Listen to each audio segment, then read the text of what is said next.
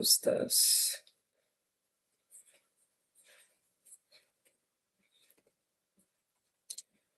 Okay, so it's live now. If you wanna, when you're done your salad, actually, you should. I think You I'd wanna be. show me how it works? Yeah, no, you just hit, you can hit this. Oops, Mm-hmm. you can hit the enter. Oh, Just hit next. yeah. Yeah. You can do that. Why are you not working?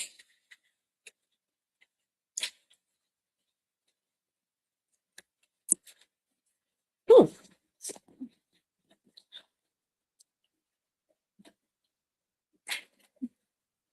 Move.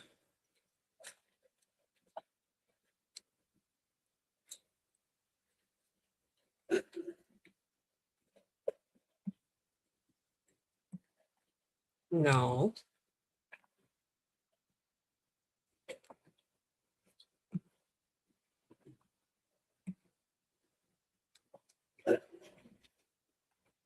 Should be able to hit enter or, oh, you can use the, sorry, direction The arrow buttons, keys? direction buttons, and then you just go boop, boop, boop, so on and so forth. Okay. And then when will this turn on? Or I have it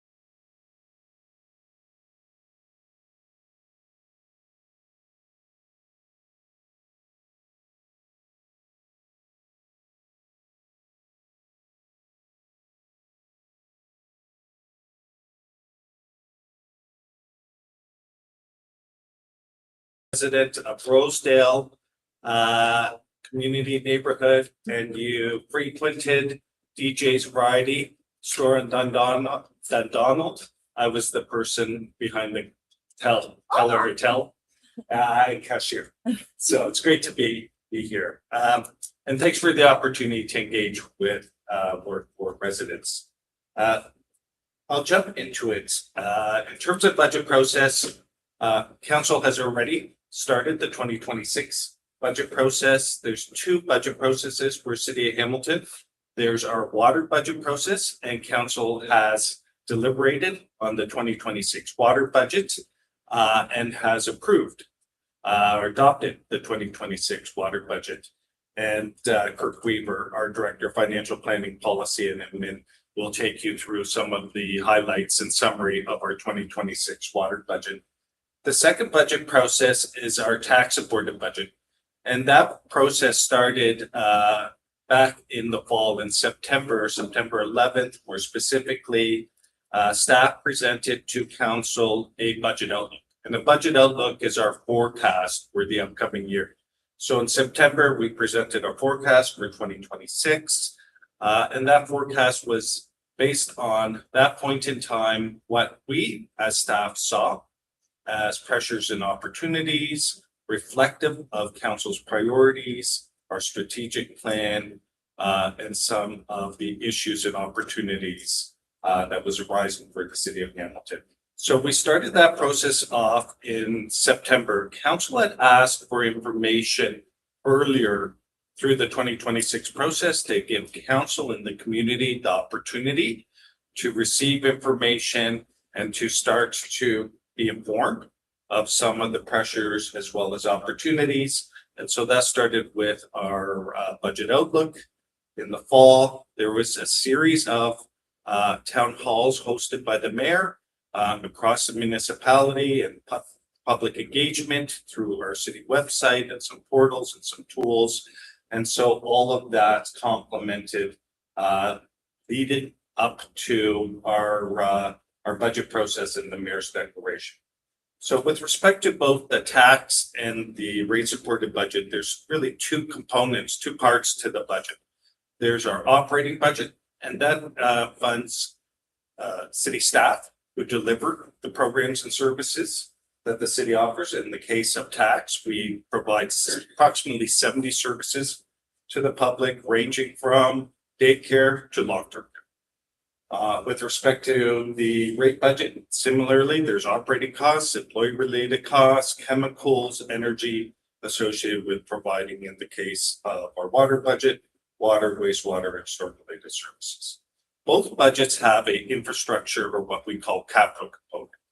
And in the case of tax, those infrastructure projects range from recreation centers, I mentioned long-term care, homes, roads, bridges, sidewalks, as well as police services, paramedics, fire. And in the case of water, also infrastructure, both water, wastewater, storm. Let me start with water. In the case of water, one of the most infrastructure capital intensive industries. Next to rail service, it is, I believe, the second most intensive capital industry.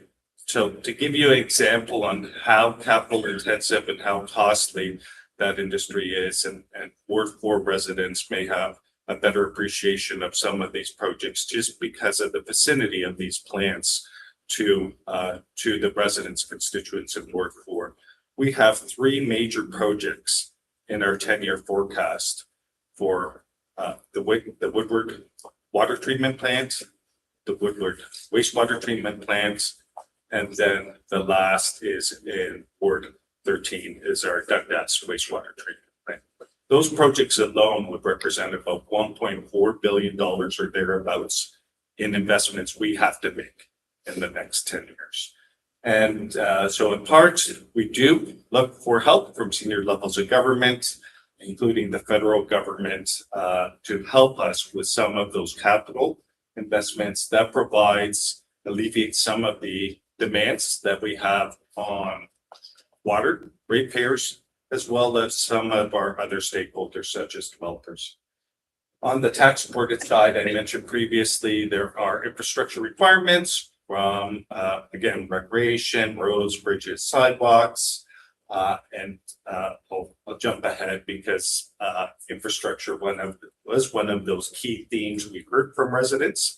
The desire to make more investments towards infrastructure, improve the state of our infrastructure, at the same time as we have requirements to provide infrastructure for growth enabling.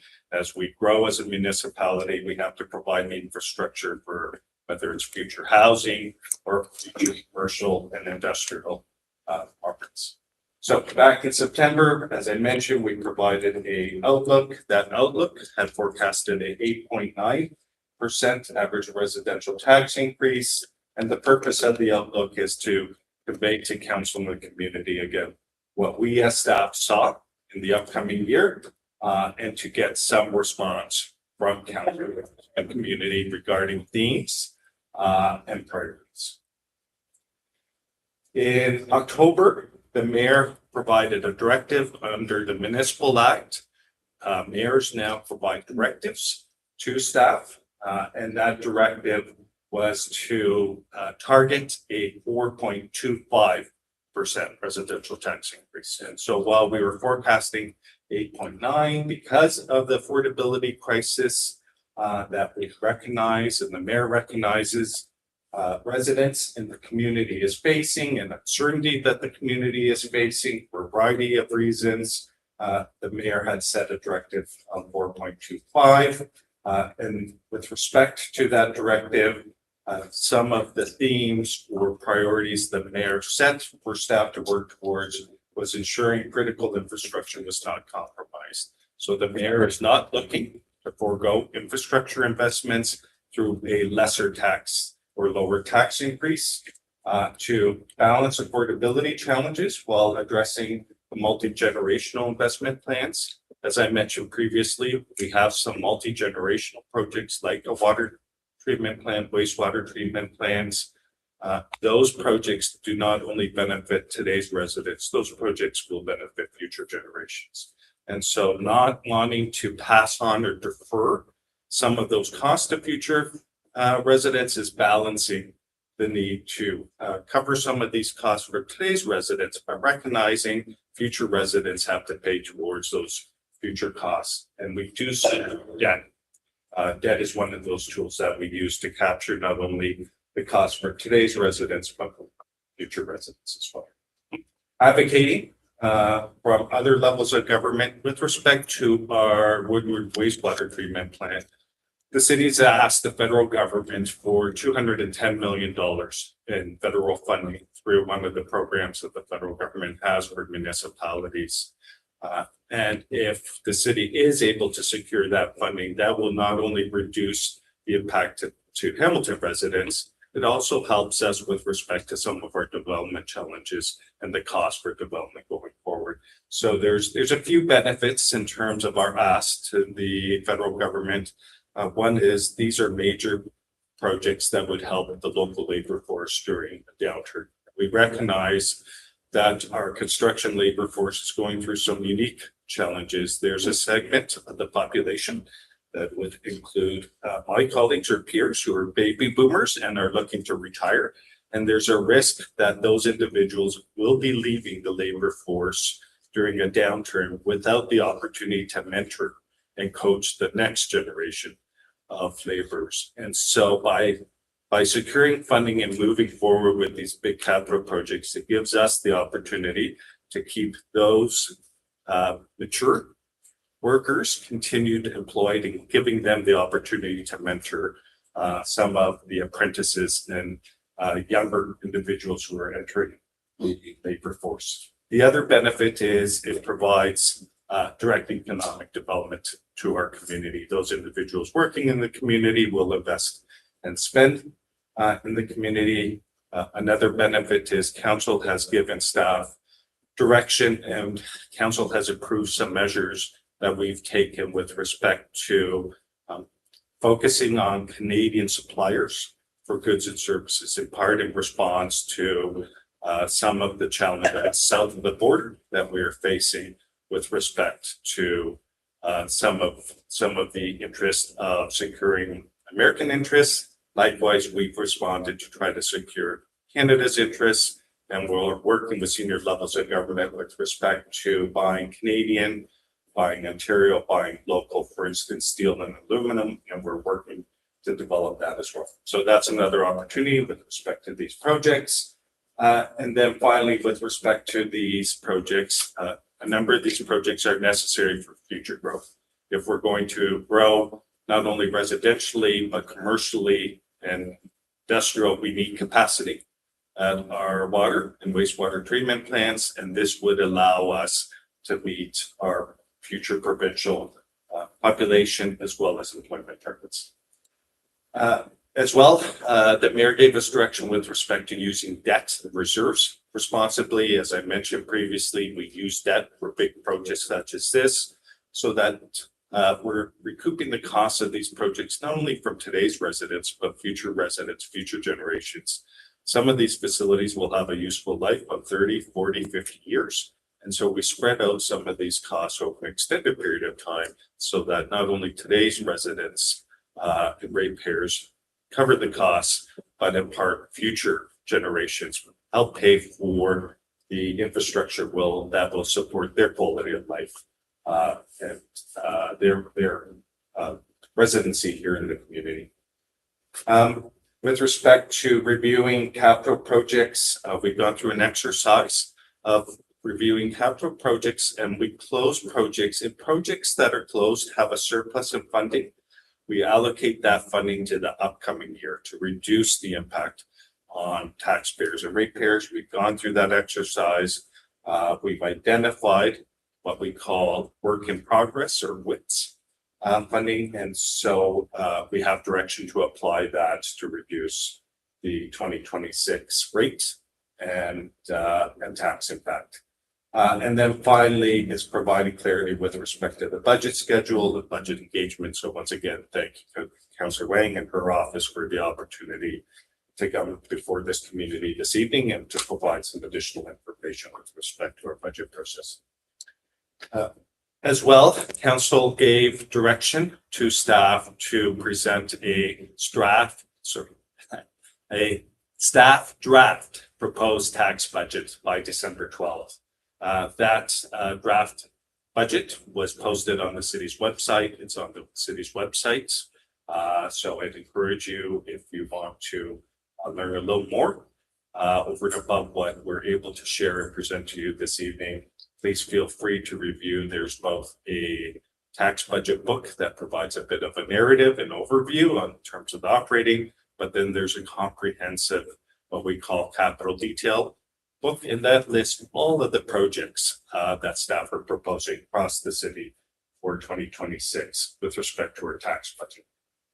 So with respect to what was tabled by staff on December the 12th, staff are presenting a city services proposed budget for 2026 of 4.25%.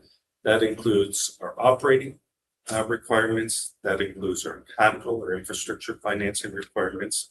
There's a small number of items that council has referred to the budget process. They're referred to as council referred items.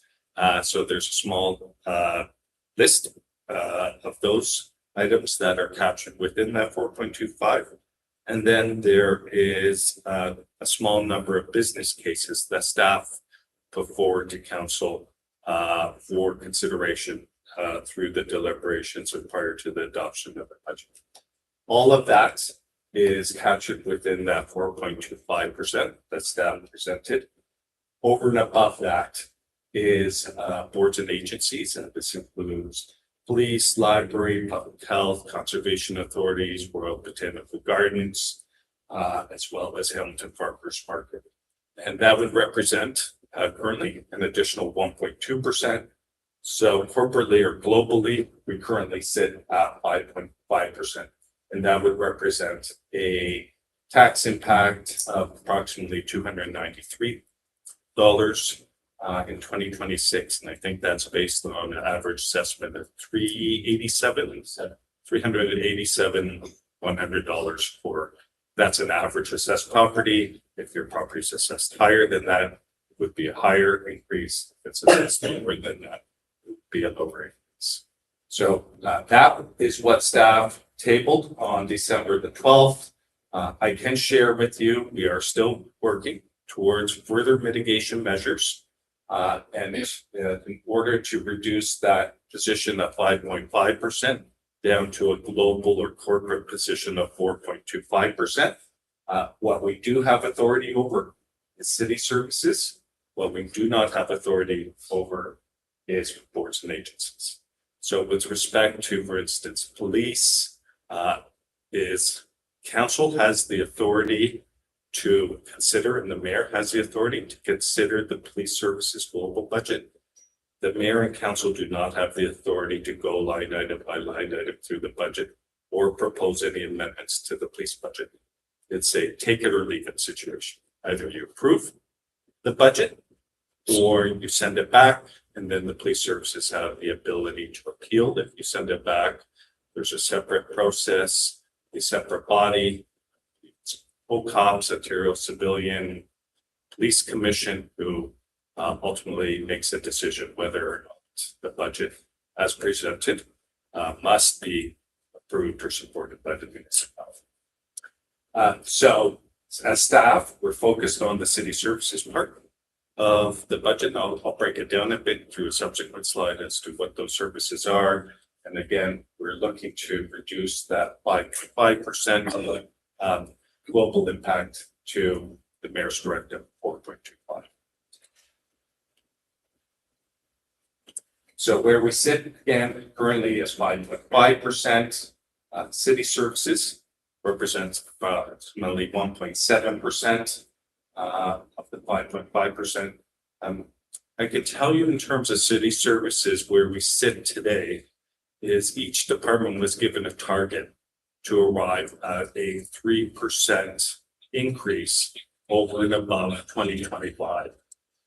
And in order to do that, each department is required to cap their increases in expenditures at 1.7%. So you may say, wait, the target's 3%. Why are city departments required to cap their expenditures at 1.7%? It's because we're reliant not only on property taxes, there's other forms of revenue that help pay for city services, like provincial transfer payments for Ontario Works, for housing, for public health, for paramedic services. Our challenge is those other revenue sources are only increasing by 0.6%. So they're not even increasing by 1%. So in order to arrive at a 3%, city departments are having to cap their expenditure increase at 1.7. And because their other revenue sources are only coming in at 0.6, it results in an overall 3% increase. Just want to do a sound check. Is everybody okay to hear everything? I can just tell that Mike's kind of in and out of the mic, so that's what Mike is in and out of the mic. Haha. All right. If you don't hear him very well, just please just pipe up. That would be great. Thank you. I'll try to hold it. Oh. Mike knows how to use the mic. Can you give us a song now? That's why I'm in finance. So, city departments is currently at 1.7% of the 5.5. There's, I mentioned a small number of council recruitments. These include the Art Gallery of Hamilton requested some additional funding from the city of Hamilton to maintain their collection. Their collection is actually shared with the city of Hamilton. The city of Hamilton in part owns a portion of the collection, Art Gallery of Hamilton, and so they've asked for additional funding. That's been referred to by council to the budget process. There were some additional items, the principal grant program that the city has with the broader community is the City Richmond Fund. And so we've been increasing grants to community groups by 8% annually. And that was referred to council through the budget process. And then there was just a series of other investments, including bike share and a few other ones, and then some business cases. And those in total represent about 0.3%. I'll jump over to infrastructure. Again, infrastructure is something that municipalities of all three levels of government, municipalities are responsible for 60% of the infrastructure nationally. And so infrastructure is a principal or a main draw on the city's investments. And we're targeting a 1% or about just short of 20% of the increase towards infrastructure, tax supported infrastructure. I'll jump over to reserves. In the previous 2 years, in order to reduce the tax impact in 24-25, in response to post-pandemic, we drew on reserves. So we had some extraordinary pressures coming out of the pandemic. We had some big projects that we experienced some large escalation in costs. Wentworth Lodge, as an example, and our transit storage facility. Some large impacts, supply chain impacts, and other impacts coming out of the pandemic. We also experienced some higher collective bargaining requirements coming out of the pandemic. And so we drew on reserves. We have a strategy to draw on reserves in 2024-25, as well as 2026, but to wean off of those reserves 27 and 28. One of the other pressures was housing. We had some significant investments in housing. So reserves is like our bank account. So we set aside funding when we have some surplus funding for rainy days or challenges. We did that in 24-25. We'll continue to do that in 2026, but we have to wean ourselves off those reserves. We can't keep going to the bank account and drawing from the bank account. We need to wean ourselves off those reserves. We need sustainable funding sources. And given that we rely principally on property taxes is the main sustainable funding source, exclusive of any funding we may receive from senior levels of government, as well as user fees. And then finally, boards and agencies represents about 1.2% of the 5.5%. So that provides a bit of a breakdown of what is attributed to the 5.5% current position we're in. Busy slide. I won't take you through all of this slide, but what I do want to focus on is there's a portion of what the city invests in and delivers on that the city does not have control over, absolute control. We talked a bit about police. Police represents about $300 million of our forecasted $2.9 billion. That's tax operating and capital gross budget for 2026. But there's other services that parts are dictated by the province in terms of the level of service or how you provide the service. That includes housing, social services, such as Ontario Works, emergency services, and that would include paramedics, fire, and but of those emergency social services, housing, police, part of our challenge as staff and part of council's challenge is there's some limitations on the ability to modify or to adjust those services and service levels and the cost of those services. And in part because some services, the province says you must provide the following service and you must provide it in the following level of service. And while the province may dictate that, they do not fully fund those services.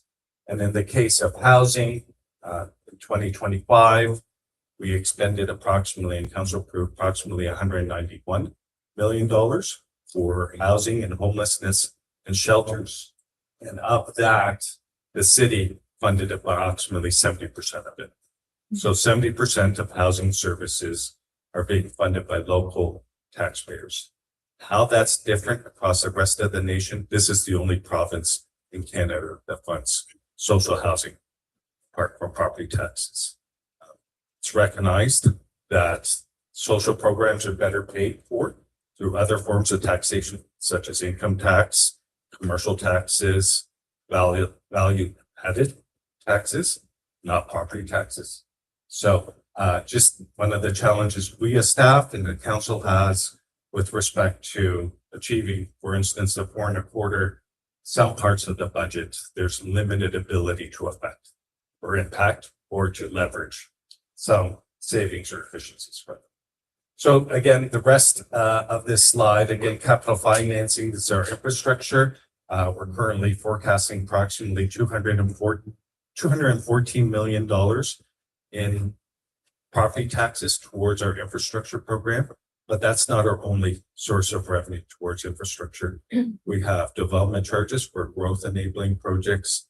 We have some provincial gas tax revenue sharing for transit specifically, as well as some federal funding for infrastructure, about $34 million that we put principally towards roads and bridges. Used to be the federal gas tax. It's now called something different. It was the Canada Community Benefit Fund, now Canada Benefit Fund. It's being rebranded. Again, overall, we're going to be north of $600 million in gross capital funding for a tax supported program, of which $214 million comes from property taxes, the rest from a variety of other sources of revenue. So with respect to, I mentioned previously, we're relying principally on property taxes. That's our main revenue tool. Just a little further down the highway, City of Toronto has some unique powers, land transfer tax. We don't have those powers. There are other forms of revenue. I mentioned previously, we've received some funding from senior levels of government, not only for infrastructure, but as well towards some of our operating programs, whether it's Ontario Works, towards housing, as examples. We have payments in lieu of taxes. There are certain property partners or stakeholders that do not pay property taxes in the same way as Hamilton residents pay property taxes. You pay property taxes based on the market value of your home, or referred to as the assessed value. Our hospitals and education partners do not pay property taxes based on the value of their facilities. They pay taxes based on the number of full-time students and the number of hospital beds. And so the challenge municipalities have faced with respect to education and hospital is this is referred to as heads and beds. Our education partners and healthcare pay $75 per full-time student and $75 per hospital bed. And that amount has not changed since 1987. And so that's one of our challenges. I mentioned previously, our other forms of revenue aren't keeping pace with inflation. That hasn't changed for almost 40 years now. We've received $75 40 years ago. We still receive $75. The other challenge we're seeing, and you may read about this from other municipalities, we're indirectly impacted by senior levels of government and their policy changes as well. So for instance, some of the federal immigration policy changes is having an impact with respect to full-time enrollment at post-secondary. And so that has an impact in terms of those full-time students. As the university and colleges see fewer full-time students, that means less revenue to us, that we get less of that $75 per full-time student. The other impact it has indirectly to us is we have contracts with our post-secondary partners with respect to transit. They pay transit. They have a contract per student for transit services that's built into each student's tuition, part of their administration. So as their enrollment numbers drop, so too do some of our revenues, such as, for instance, potentially our transit revenue as we go to renegotiate those contracts. So those are some of the examples in terms of payment in lieu of taxes, fees. If you attend one of our recreation programs, you pay a recreation user fee. If you're a transit user, you pay a transit user fee. User fees are intended to pay a portion of the costs. They're not full cost recovery, but where there's a benefit to an individual, a portion of that cost is funded through user fees. We talked a bit about reserves. We draw on reserves. We purposely put money into reserves for future capital replacement. For each bus, we put money aside into the reserve. So at the end of 12 years, and we know that 12 years is the magic number of years for bus replacement. After 12 years, you start paying more costs towards maintaining the bus versus buying a bus. We put money aside so that after 12 years, there's sufficient money to purchase a new bus and retire a bus. Likewise, whether it's waste collection vehicles, our paramedic vehicles, fire vehicles, or some of our other services, such as bylaw enforcement or planning. So we use reserves towards replacement of vehicles, and we're forecasting drawing approximately $250 million from reserves. Talked a bit about development charges. Development charges help pay for growth. What we're seeing is a decline in the pace and level of development. City Council has approved some interim measures to help the development community. We previously, Council approved what we refer to as exemptions or discounts for developers through reduced development charges because of the downturn in the economy, because of south of the border. Council approved a further 20% discount to development charges to prop up the development community and to help the labor force that's tied to the development community. So notwithstanding that we are expecting that growth will not pace at the level it has for the past few years, there will continue to be some growth and the collection of development charges to help pay for those new roads, those new sidewalks, as well as the new parkland that help to support those residents. We have investment income, approximately $21 million. Those reserves earn income. We invest those funds, and in part we draw from those investment proceeds. And then there's variety of other sources of revenue, and that makes up the balance of approximately $1.6 billion. So with respect to the budget process, as I mentioned previously, the mayor will propose, I didn't mention this yet, the mayor will propose a budget sometime this month.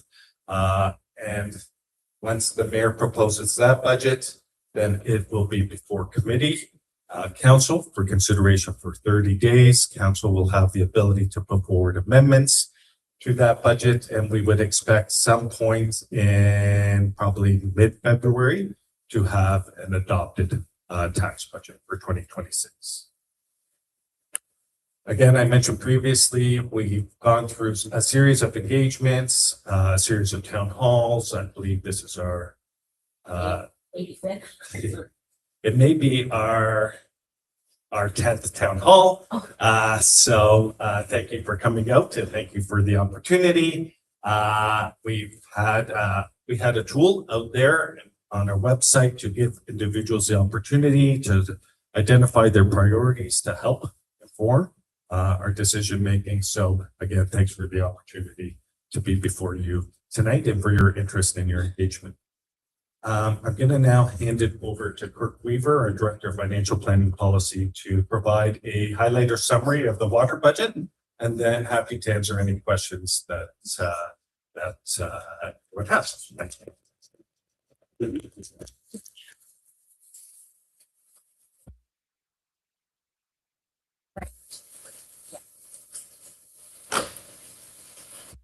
So good evening and thanks for the opportunity. As Mike mentioned, I'm Kirk Weaver. I'm the Acting Director of Financial Planning, Administration and Policy. So I'm just going to take you through a few slides that cover off where we landed with the 2026 water budget.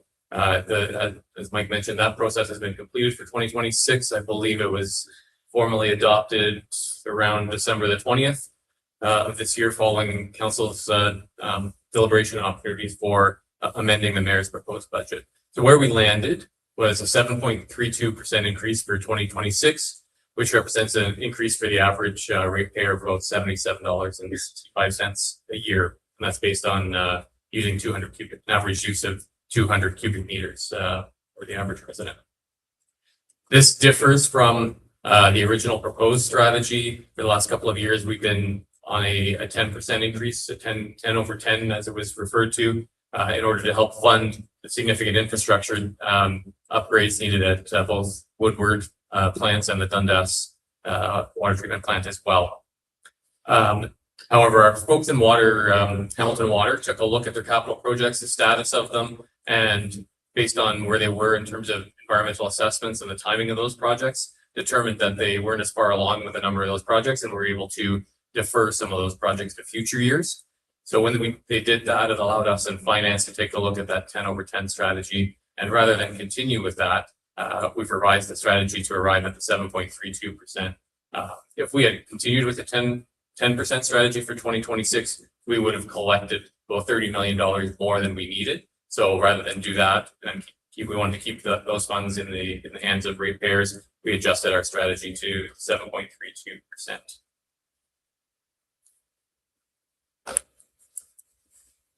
So what that means in terms of the water budget is total program expenditures are about 346 million. Made up of 2/3 of that, about 218 million is made up of capital and financing for that capital. The remainder, 128 million, supports the operating expenditures for Hamilton Water. And we need to collect a revenue of about 345 million to offset the total program expenditures of 346 million. There's a small amount that we collect in non-rate revenue, which relates to contracts we have for sale of water to Haldeman and Halton region, and some federal grants as well. This slide sort of also provides the breakdown of how much of that expenditure goes towards your water, wastewater, and storm programs.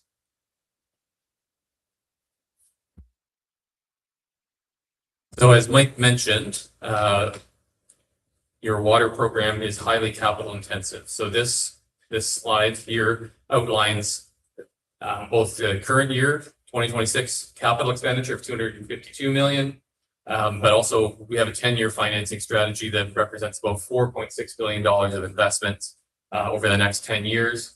And about 2 billion of that is planned for the 2026 to 2029 period.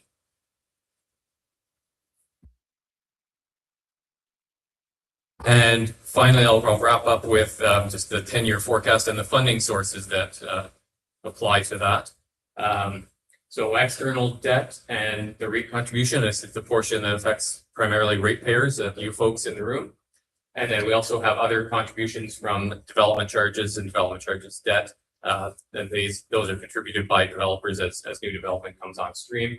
And there's a smaller portion that we've assumed for receiving funding from other levels of government. Our budget assumes over the next 10 years about $90 million in revenues. And Mike mentioned, we've also got an application before the federal government for about $210 million for upgrades to the Woodward plant. So if that comes through, then that would affect this pie chart here in future years and help provide some relief to ratepayers.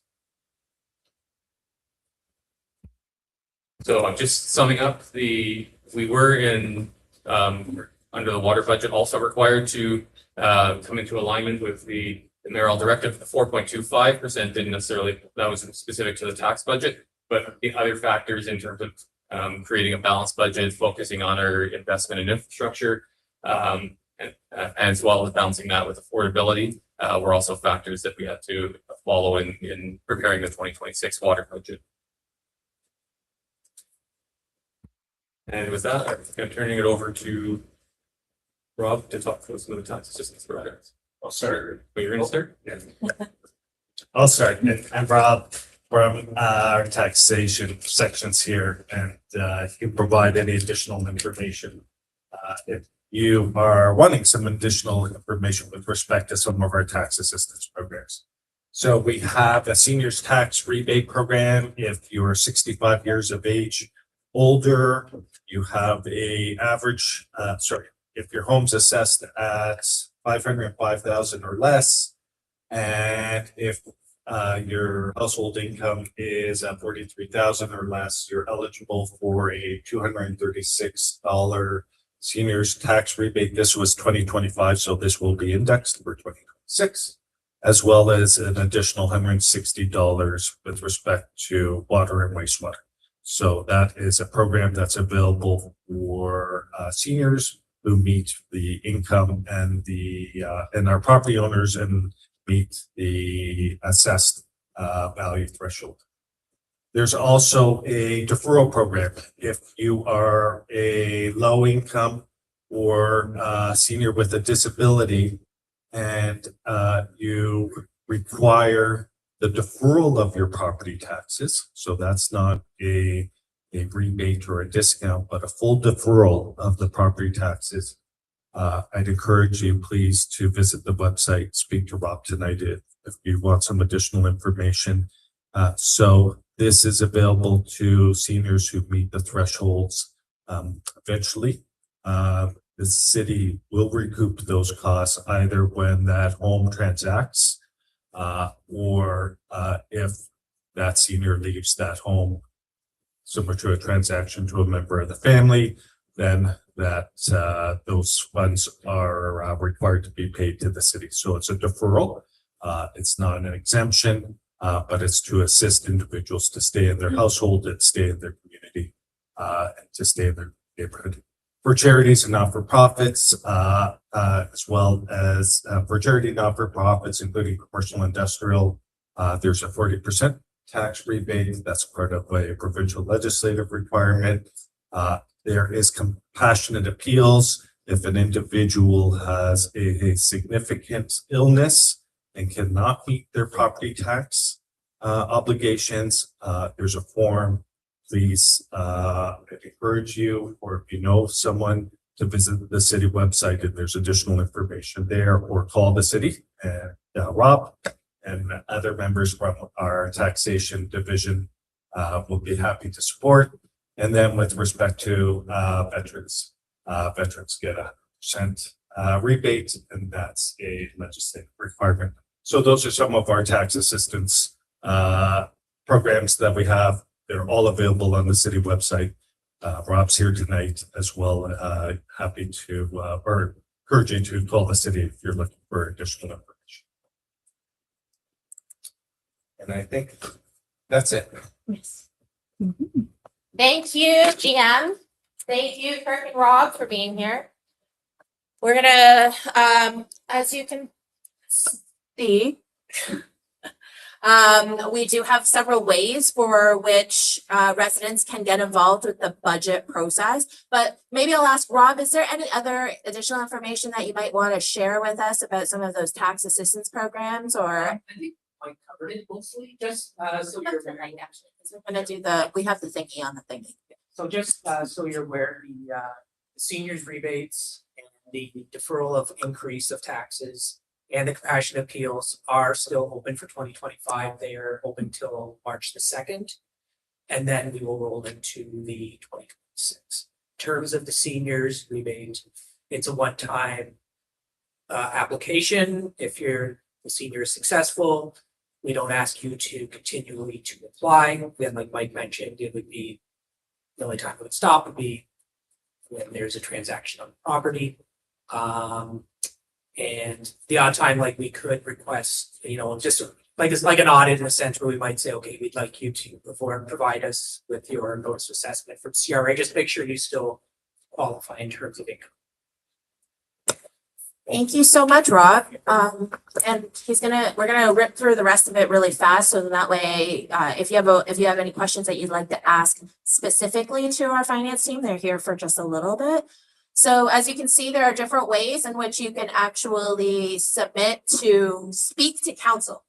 So we are hosting a later in the evening on next Monday. It's our budget delegation day. So you can email a letter or some sort of document that talks about your position and what you would like to see.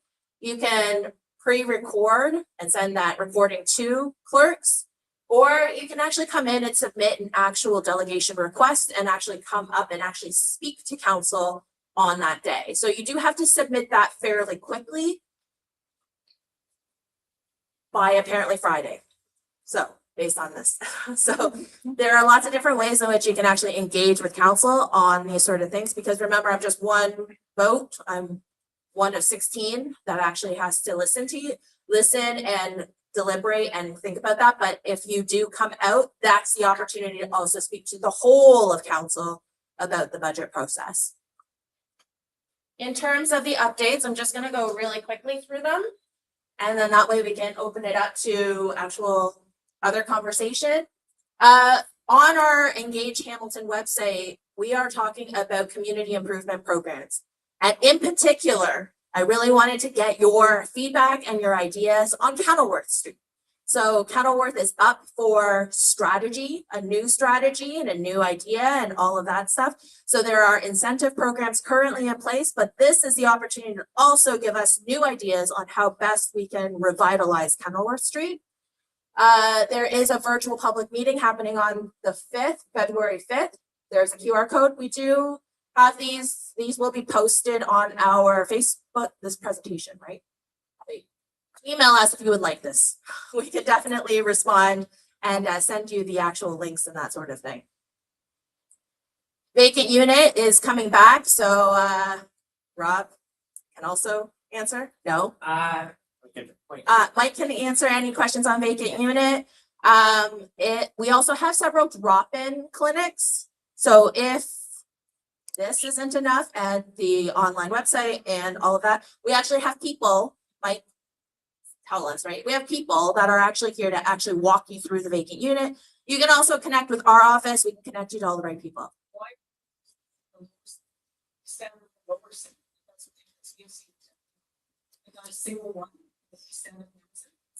There's also the question of why they are in Ancaster. You're right. You're right. Downtown. We flagged it. These are all the social services. So the question is, why aren't there drop-in clinics in the East End or in Stony Creek area? So happy to take that one back. We absolutely want to help residents to make this as convenient as possible. So we'll take it back. We'll work with the board counselor and see if there's a location that works for Ward 4 and the time. We're not looking to limit this. We want to be out in community and to make this as convenient as possible for residents. So again, it's not a limited. Yeah.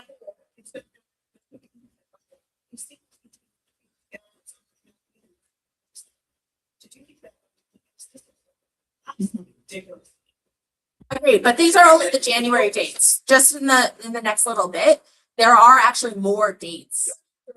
Yeah, There's still something. absolutely, The month of January. Absolutely. That's your job. Like, Yep. absolutely, So yes. we'll be happy to work with the counselor and the counselor's office and try to find a location that works. Thank you, Mike.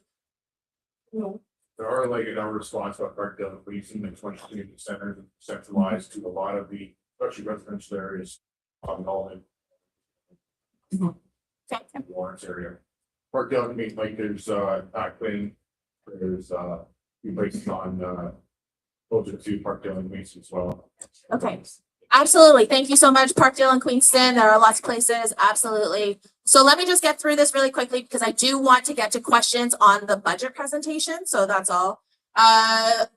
We also have CN Rail. We actually had some repairs along Parkdale, Parkdale, Kenilworth, and Ottawa Street. So yeah, I know, right? And then Parkdale had an issue with like the ramp, like it apparently looked like it was a bit of a, yeah, it was a little bit of like a weird launching pad, but now it's a lot better. So we've been working really hard with CN to try and get these done. Now the next one is CPKC, which is in the Rosedale area. So we're really working hard to get the two other lines going.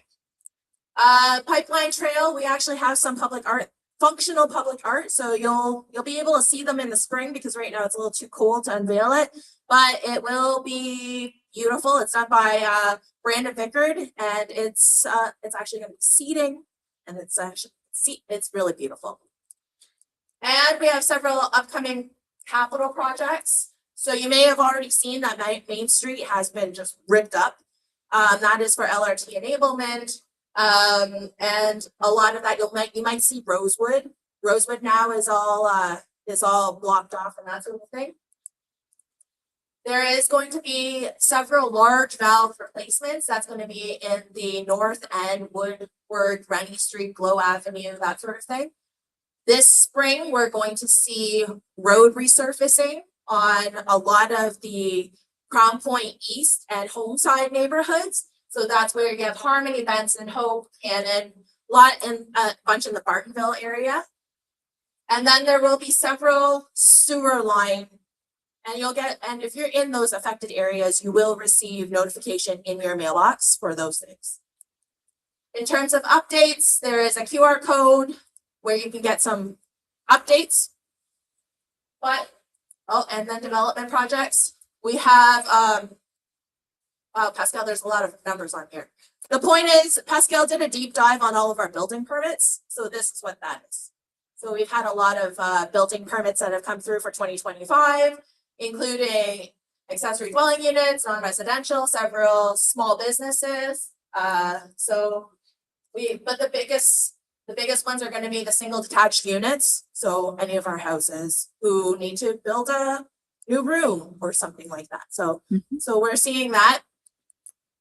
785 Britannia, this is at the old St. Helens, which is the McQuestion Urban Farm area. So they are moving forward. This is super exciting. I literally just saw the site plan for it. It is going to be beautiful. So what we're planning on doing is keeping you updated on this because it is going to be 60 units specifically geared towards Indigenous families. But it will also include a health center. It will include a daycare. It's going to be lovely and beautiful. 174 Ottawa Street, that is the existing Cannon coffee shop. It's the next iteration in phase 2 of their next building. So you'll start to see some of that construction happening on Ottawa Street. It's right at Cannon and Ottawa.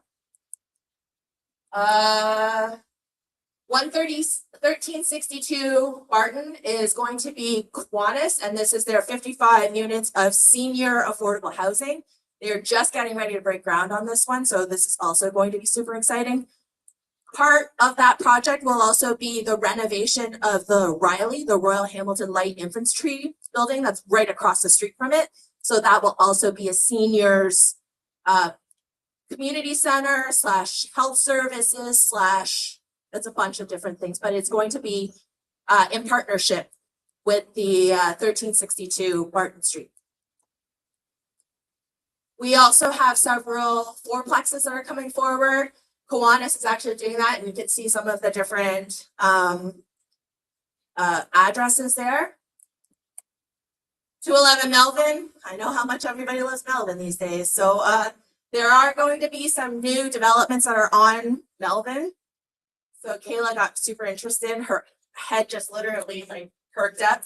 So we have more information on that if you guys want to hear more about 211 Melvin. Several ongoing that we're trying to keep an eye on is Roxborough Park. So Roxborough is going into phase 3 and phase 4 of their townhouses and maisonette areas. But then we are also really pushing to keep up with the Roxborough Park redevelopment. So there's a park that's right there. We're also trying to make sure that that gets that investment as well. Commercial developments. All of these, Eastgate 4, Candet, ArcelorMittal. There's also the storage place, the access storage that's on Parkdale and Burlington. That one I don't make the list. And then in terms of what's coming up, Mayor's hosting her New Year's levy. So she's got 3 different events happening. And this is the opportunity to also hang out and talk to Hamiltonians that are doing a lot in our community. So beyond what she gives more like a New Year's sort of update, but then we're also celebrating prominent Hamiltonians and the good work that they've been doing. Just again, nothing in the East End. Well, that's usually it's the Hamilton City Hall one. Yeah, well. Yeah. Yeah. So and also here in Ward 4, we don't have a municipal center. This is one of the closest that we have. So we don't actually have a municipal. These are all at the municipal center, different municipal centers. And then there's also the Junos. Junos are coming March 26th to 29th. So that's going to be a massive event. And then there are several community meetings. So if you're interested in learning more about ArcelorMittal Dofasco, they have their community liaison committee meeting. Rain Carbon, which is a carbon black facility. They also have their own CLC. And then Rosedale here, they're hosting their meeting at Rosedale Arena that way on January 13th. That's tomorrow. Tomorrow, yes, it's tomorrow. And let's get back into questions. So, GM Zagaric, I need you to come back to the mic because we're going to ask you questions from community.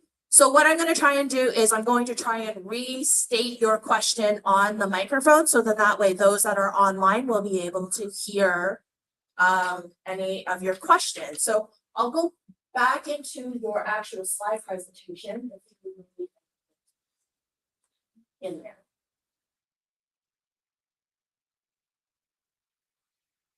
Questions, please. Rod. On the Woodward facility, Yep. what pipes running? So the question is Woodward water treatment plant. In terms of what pipes, I'm gonna say a significant portion because it's one of the oldest, but then also one of the biggest, and it's the one that we really rely on. Rob, are you saying the water or the wastewater? What comes up? It is, yeah. It's required to meet a standard. The plant upgrade that if you, I think probably the last 6 years, if you drove by and saw the upgrades. So those were, it's referred to as tertiary. That's the highest level of treatment for a wastewater treatment plant.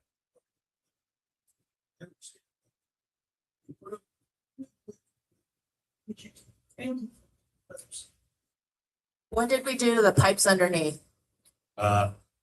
So I'd have to ask Public Works. I don't know with respect to the feeders to the wastewater treatment plant. I don't know whether that forms scope of purchase.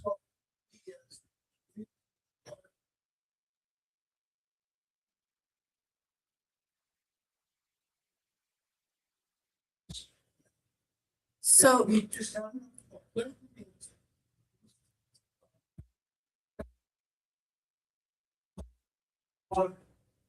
Done. Below, one, in the storm. 70,000 gallons of water. Down the storm drain. Not one person came over to fix it until November. Just one time fix it.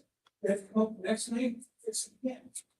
This is the waste that I'm talking about. Why is there so much waste in Hamilton? So So- one thing though, too, is that definitely hear what you're saying because I've been asking that question too, because we have September, we had that massive break at Glow and Dunn. And I found out that the pipe that runs through there's two pipes that are twinned beside each other. They're built in 1859 and 1888. And so those two pipes actually feed the majority of the West End. So they actually go through town. And so that's also part of the big $210 million plus the $4.9 billion investment because we have some pipes that are super, like literally over a century old. So, and that's where I was like, how do we get this on the books faster? How do we talk about this? They cannot just rip out those pipes. They have to send like robots through it to actually find leaks and all of that stuff. So it's not quite as simple as just shutting off the water and then rip and replace. So that I think is also part of that $4.9 billion water.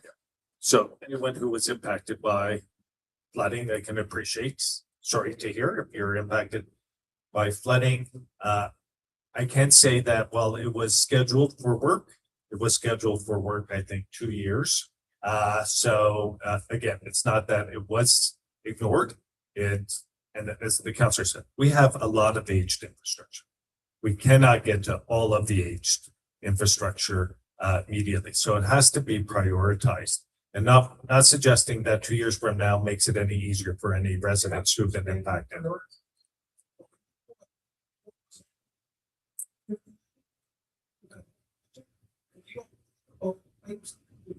That's where I get down.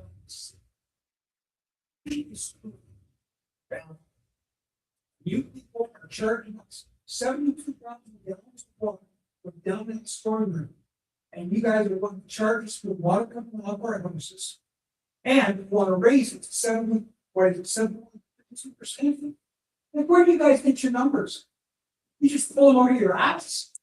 No, Rod, let's be civil here. So Rod, a lot of that is has been calculated. So we are looking at, like I said, a $4.9 billion deficit that needs to be addressed. And originally it was 10% at 10 years. And so I think that the work that the finance staff have done to try and reduce that number as much as possible, I think is where we got to start with that. So let's be civil here. Let's definitely. So, we're gonna get bills.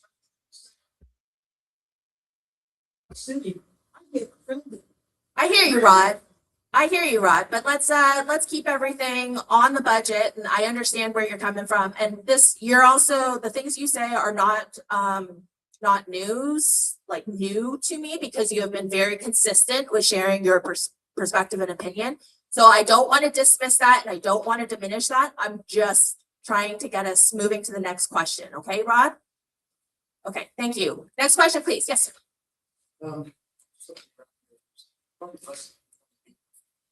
We're for a population of almost 40,000 people.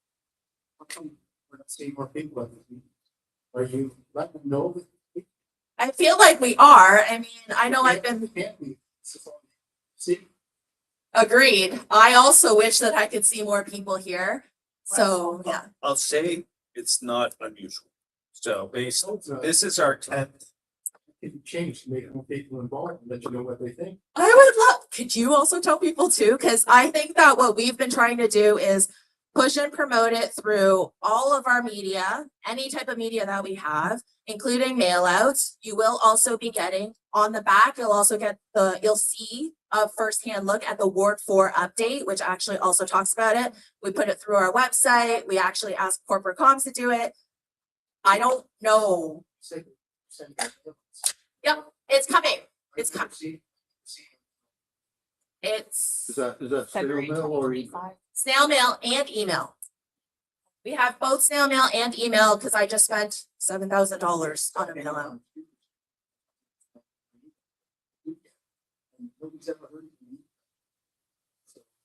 I would like to understand that too, because I would like to see more people here. I don't know if I should get offended that nobody likes me or something, but that's what.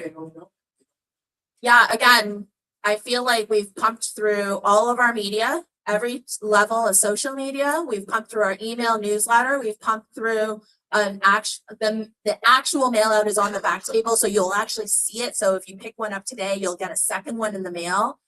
So I'm not sure. I don't know.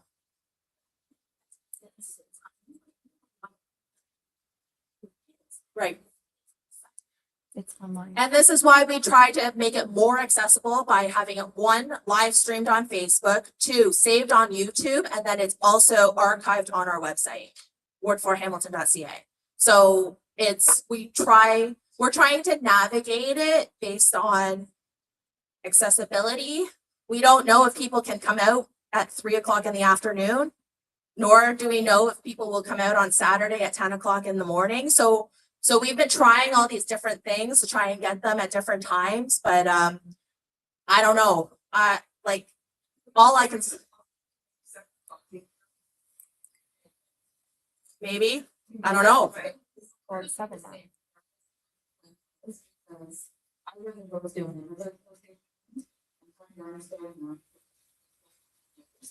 And it's the same thing all the time. People just don't want to follow. They can't, there's always something. You can never make everybody. We have a particular day of the month, like the first Monday or something. Eventually people pick up on it. Well, we've had the second Tuesday of every month for the last 8 years.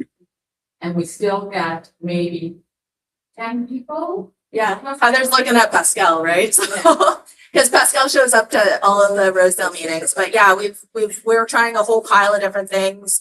That's why we want to try and make it technology accessible, having it live streamed on Facebook, saved on YouTube, saved on our website.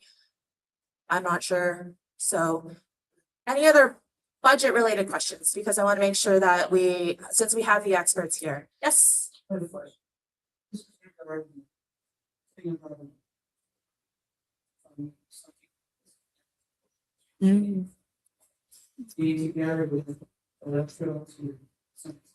me rephrase that on the microphone. Thing in the mail that talked about Hamilton and Electra and billing. What is that? Yeah, so great. Thank you for, Oh, sorry about that. Sorry about that. Please continue. Let me rephrase it exactly as you are asking, please. Okay, I have to say, I'm sure that anybody that has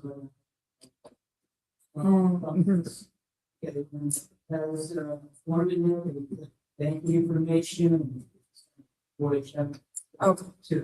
Sorry, let me re-say that. Yeah, say that. Thing in the mail that is a form and it was about billing from Electra. You know what? Why don't you come up here and say it in the microphone? I'm really sorry. It's just for. so I think you know what go ahead, ask your question. Yeah.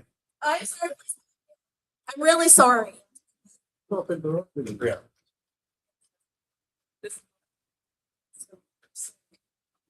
Thank you for my first number.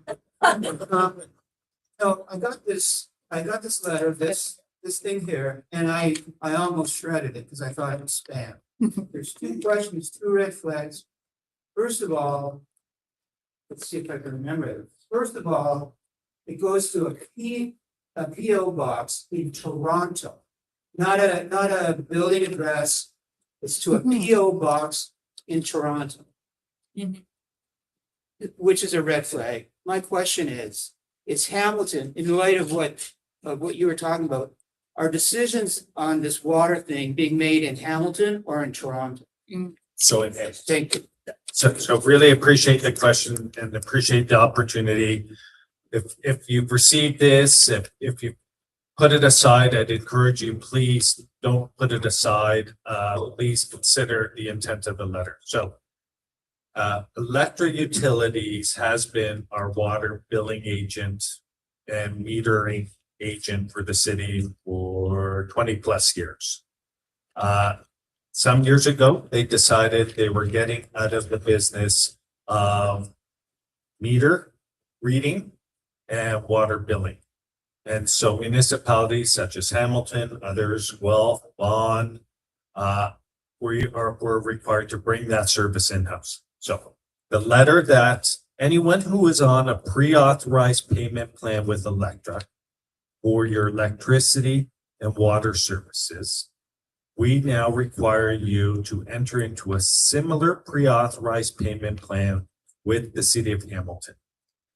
Electra was not able to provide that information to the city of Hamilton because of privacy restrictions. So they weren't simply able to share that list of 55,000 homeowners that are on pre-authorized payment plans with them. So we have to now enter into new pre-authorized payment plans with all residents.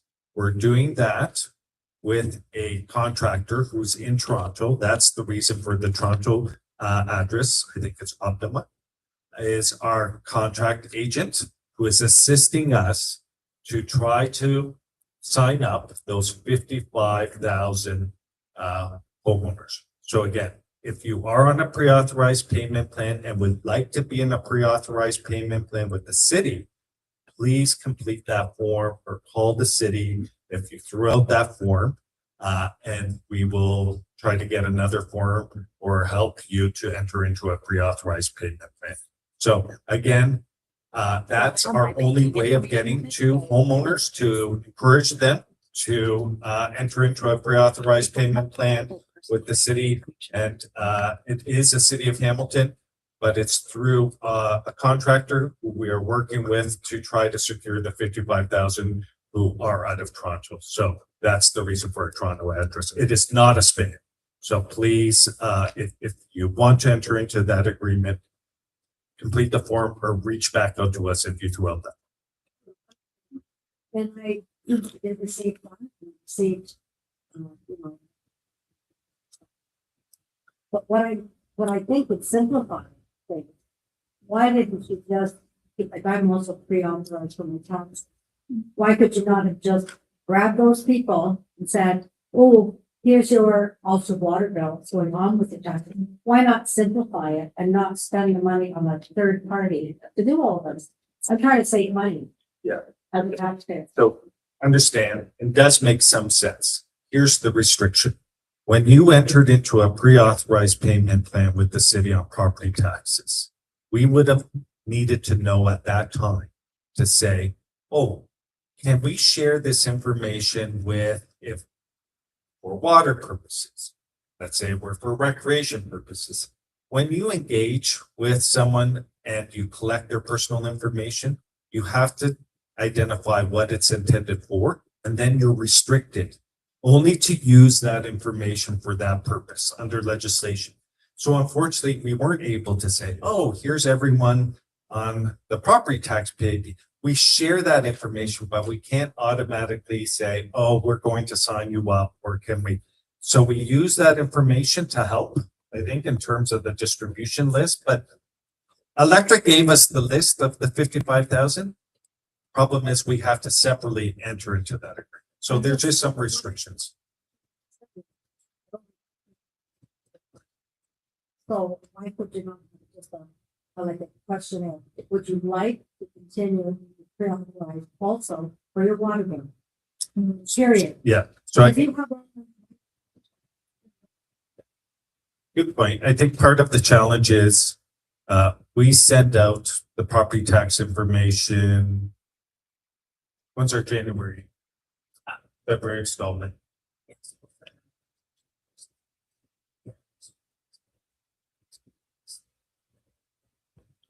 Yeah. this kind of simplifying. Yeah. You know, I look at the big picture and sometimes simplification for the homeowner. You're talking seniors, you're talking people that have disabilities. Like, he can't get their heads wrapped around it. I'm So- sorry. So, no, don't pause. It is actually a great one. So something that we just discussed last week is I think there's that broader need to look at all of the mail-outs that we send out to residents and see whether there's opportunities to be more efficient and not do as many separate mail-outs and to do maybe some group mail-outs and to do things. And given the increasing cost for postage, whether or not there's some savings. In the meantime, we get rid of the PO box. I mean, Like- it's easy to do a digital address and send it to somebody. Because frankly, a PO box does make people go, "What's this?" You know what I mean? It's dishonestly kind of thing. So it's just the wrong thing. So thank you for the feedback because it's something we can take back to see whether we need to do more on social media or elsewhere to reassure property owners who received this mail out that it's not a scam. So we'll take that.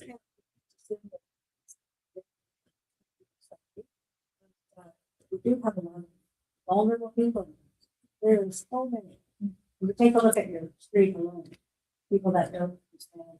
You know, some people I know don't even have an email.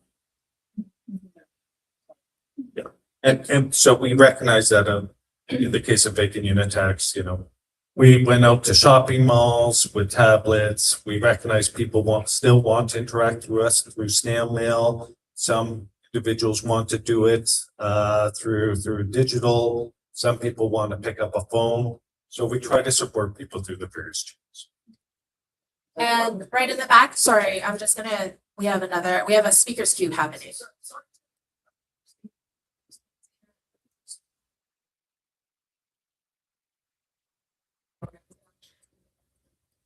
So for property taxes, City of Hamilton, Rob Davidsky is part of our taxation Okay. department.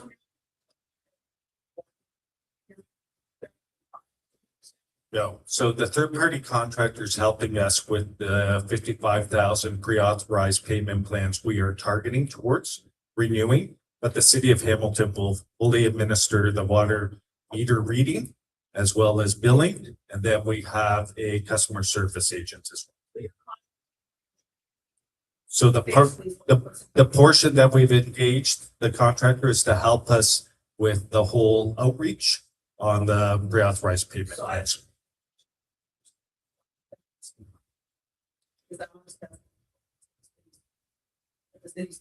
Yeah, so it was something that we weren't prepared for. We had hoped and assumed that electric could share that information. Secondly, we're just not resourced in the midst of moving towards bringing utility billing in-house to take on that task as well. We needed some external support in order. We're working towards an April transition of bringing your water and wastewater bills in-house. That was not, we didn't have the capacity to take on that additional task.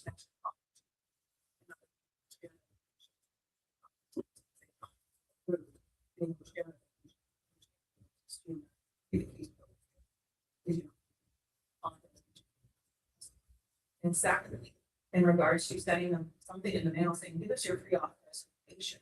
Given the fact we're getting cybersecurity from it, and security in general, expecting people to send it back to Toronto, and you assume people are gonna feel okay if it's not realized. Like, most people are gonna throw it in the bin, they're not gonna not wanna do it. Like, there shouldn't have further been a saying this address is gonna come from Toronto address, this is what we're doing. We've contracted a third party to collect your information, but please be aware it is the city of Hamilton that isn't. Like, there should have been a further follow-up to that, because like this gentleman said, get a Toronto address on it, sure, I'm not gonna send you information. Because with all the fraud going on, losing their entire life savings, whether it be over the phone, through the mail, anything, over the internet. You can't be too secure, as the city of Hamilton knows what happened last year, when the year before, and how much money was lost through that. What happens when you don't fill this out is what Pascal is asking. Thank you for that. No. Sorry, she's, yeah, so thank you for that. That was an excellent point. She Well, just. yeah. like- Well, absolutely. We'll take it away to see whether there's some more outreach we can do just to reassure what the purpose is. And then to just, we're gonna continue to pursue, how do we maximize the number of people who sign up to pre-authorized payment? But if you were on a pre-authorized payment plan throughout that letter, did not sign in, what would happen is those properties will receive a billing in the mail. And then again, there's always that opportunity to enter into a pre-authorized payment plan. But if they don't enter into a pre-authorized payment plan, they'll simply receive a monthly billing for their water and wastewater services.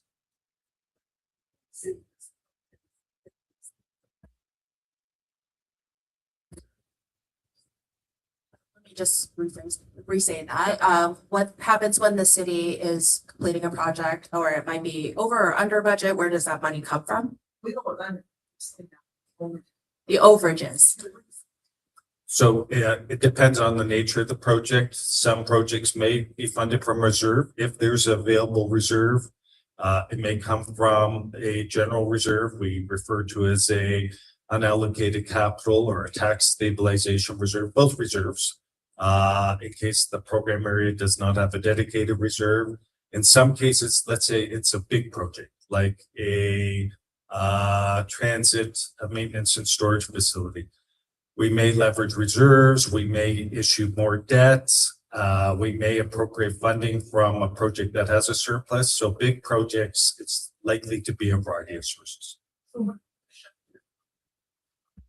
So in part, that funding came from the federal government. We received funding, I believe, 5 million from the federal government, and the balance would have come from a city reserve. Yes.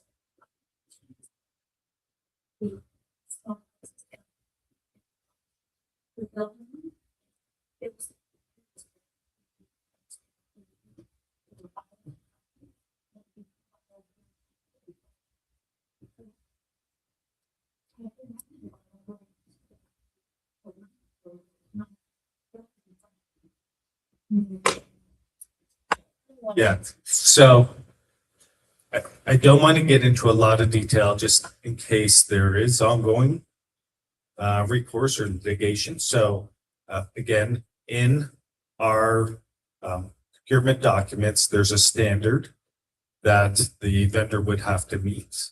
If that vendor does not meet that standard, then the city has recourse through legal or procurement. We can try to negotiate with the vendor. So that's typically the recourse that we have. And I don't want to get into a lot of detail, not knowing where the actions are made.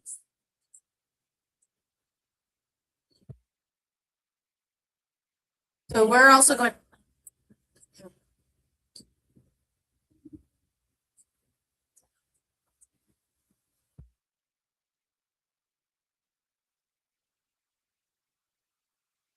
So we're gonna have significant debate on this Thursday at the Audit, Finance and Administration Committee meeting. So there will be lots of opportunity for committee members to ask lots of questions, to which, trust me, we have lots and lots and lots of questions. Yep. The audit report will be shared. There's a formal presentation by the Auditor General at AFA, so it's on Thursday morning at 9:30. So that's also part of the actual meeting. The report's online. Yep. It is on the City of Hamilton's YouTube site, so you'll see it at Inside City of Hamilton on YouTube, because all of the big committee meetings are live streamed and then stored on the YouTube site. You can attend in person. It's gonna be at council at 9:30. So it'll on Thursday, this Thursday. Can I ask an online question? Online question. In regards to the budget, can you talk a little bit about the roads? Like how much investment or what's being done for the roads? How much investment for roads in the budget? Yeah, so I don't have the specific number. So roads, bridges, retaining walls, traffic make up the majority of the value of our assets. And so a significant portion of our capital program would be towards that sort of bundle of services. And again, roads, bridges, traffic operations, as well as retaining walls. Kirk's looking up, so the budget documents are on the website. Maybe we can come back once Kirk finds out what the value of the investments that are. First gentleman in the back. We all know that the forest very fond of development, and the aid the development industry quite bonus may cut some of the things that development used to pay for. Yep. Now we have a council that's also for some of those development fees down to us. Yep. So I'd like to know that for those people who live in the suburbs of, well, we used to call the suburbs, and that who now are going to receive benefit of that, while people in the northern part of the city who haven't had any road or sewage or anything else for the last 78 years are going, how much are they going to be paid? I know that question asked directly, but you give us a general idea of how much the cost of those people are not going to be paying, are we going to be paying on their behalf? So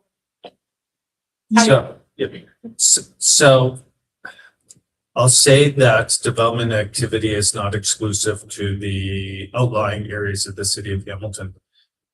With the urban boundary restriction that council has supported in terms of not extending out our urban boundary, the future growth, it will be through intensification. And so council might know this, and you as Ward 4 residents will experience it. There's going to be a significant portion of that future growth along those main corridors, whether it's King Street, including around the LRT corridor, as well as the main arteries. So the assumption is, the benefit won't accrue to outlying areas. The benefit's going to accrue to all city of Hamilton. I'll give you some examples of how it'll benefit, for instance, Ward 4 or inner city. So yes, previously, as I mentioned, born here, raised in Ward 4, never left the city, lived from East End, far East End, Winona, all the way out to Dundas here. So I've experienced the Stony Creek expansion, the Ancaster expansion, the Flamborough. While those areas are still expanding, our future will be really the former city of Hamilton and the inner city expansion. And so what that will mean is redevelop Main Street, redevelop King Street. We have just over $30 million for new parkland in this year's budget, and we have $30 million in last year's budget. So that's $60 million for us to buy land in underserviced parts of the city for parkland. So we know the inner city is underserviced for parkland. And so, again, the benefits won't accrue to the outlying areas. Yes, they are owed some investments. Flamborough is owed, there is a recreation center that's planned for Flamborough. They do not have a dedicated recreation center. Flamborough has a dedicated recreation center. So those have been on the books for some time and to service the population growth that's been there now for some decades. The point I'm making, it won't be those communities alone. It will be the former city of Hamilton that will see some of the benefits of the new infrastructure. Well, the example you used, the parkland, where would we get parkland in Ward 4? It's acquisition. They would acquire properties. Where we all know it's, well, Yeah.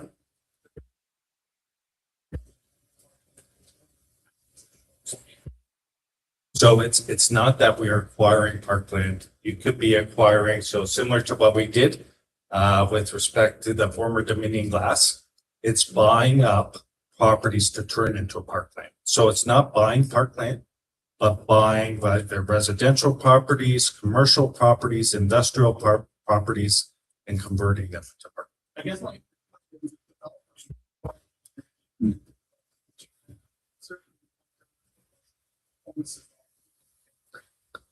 Thank you for that. I'm noticing the time. It is at 7:30 right now. We do have the room until 8. So how about we close this off and we'll allow, if you do have any individual questions for Mike, Kirk, or Rob, they're here just for a little bit. So if you want to try and catch them.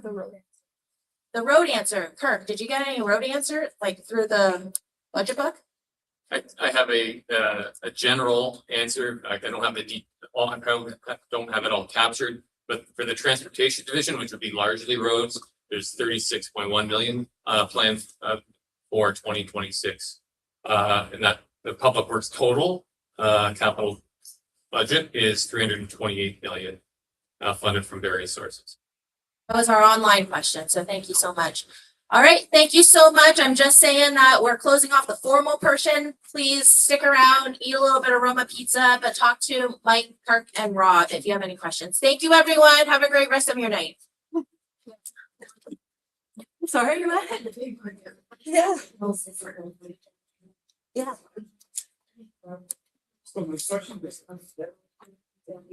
Yes. Thanks. I know.